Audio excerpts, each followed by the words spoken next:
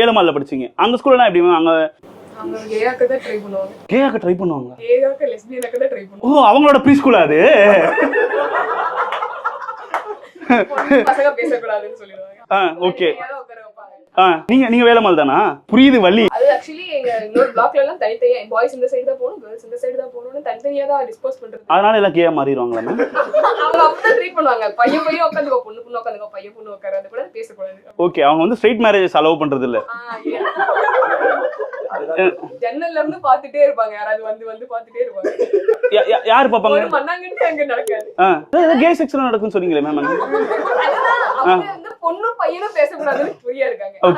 பையனும் பொண்ணு என்ன நடக்குதுங்கிறது அவங்க கவனிக்கிறதே இல்ல. நீங்க கவனிச்சிருக்கீங்க. ஆனா ஏன்னா ஓ எந்த பையன்ட்ட பேச விட மாட்டீங்களேடா அப்படின்னு வெயிட் பண்ணிருக்காங்க. சே என்னடா பொண்ணையும் பையனும் பிரிச்சு வச்சிட்டீங்க, வேலம்மாள் ஸ்கூல் பையன்ட்ட பேச விடுங்கடா அப்படின்னு ஏதோ பையன்ட்ட பேச போயிருக்காங்க. ஹாய் ஹரிஷ், நான் உன்னை லவ் பண்றேன் அப்படின்னு சொல்லி, இல்ல நான் வந்து விஜய் லவ் பண்றேன்.